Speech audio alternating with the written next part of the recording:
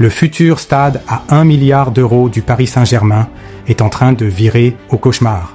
Et ce ne sont ni les politiques, ni la mairie de Paris qui posent problème cette fois. Ce sont les associations écologistes qui viennent de lancer une offensive massive contre le projet. Ils sont partout, en réunion, dans les médias, sur les réseaux.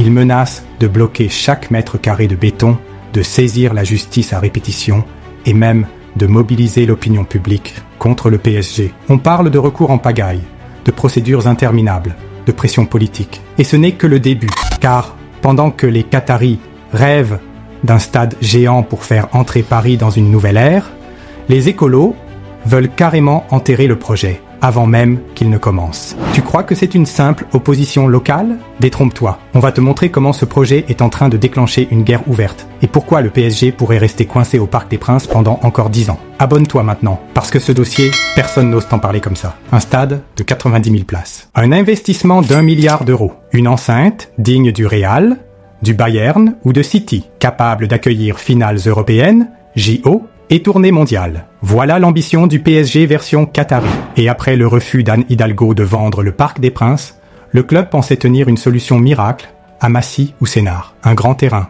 loin des contraintes urbaines, prêt à accueillir leur empire. Mais aujourd'hui, ce rêve est en train de basculer dans la pire galère administrative et environnementale de la décennie. Ils n'ont pas attendu que les premières fondations soient posées. Dès que le PSG a évoqué son projet, des dizaines d'associations se sont mises en alerte rouge. Elles dénoncent une catastrophe écologique, parlent de bétonisation massive, de destruction d'écosystèmes, de pollution sonore et lumineuse, et même de crimes contre la biodiversité locale. Une pétition a déjà dépassé les 10 000 signatures, et les recours juridiques sont prêts à partir dès l'annonce officielle du lieu. Et le pire, c'est que dans un pays comme la France, ces recours peuvent retarder un chantier pendant des années, parfois même plus de 10 ans, comme l'a vécu Jean-Michel Aulas pour son Groupama Stadium. Anne Hidalgo refuse de vendre le parc, c'est une chose. Mais le vrai cauchemar, ce sont les règles administratives françaises et les 115 procédures que le PSG pourrait devoir affronter. Commission locale, permis environnementaux,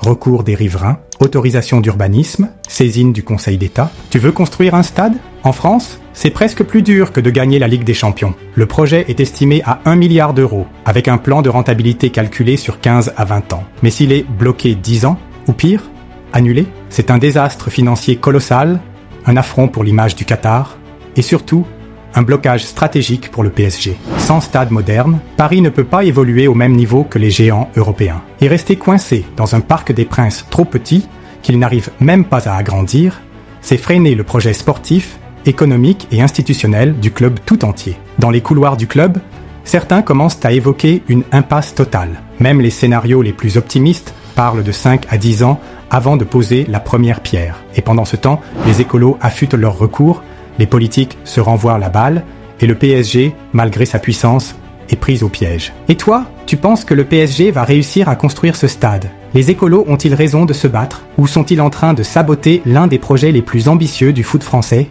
Dis-le-moi en commentaire. Abonne-toi maintenant pour suivre cette guerre juridique et politique jusqu'au bout. Like la vidéo si tu soutiens un PSG à la hauteur des plus grands clubs du monde.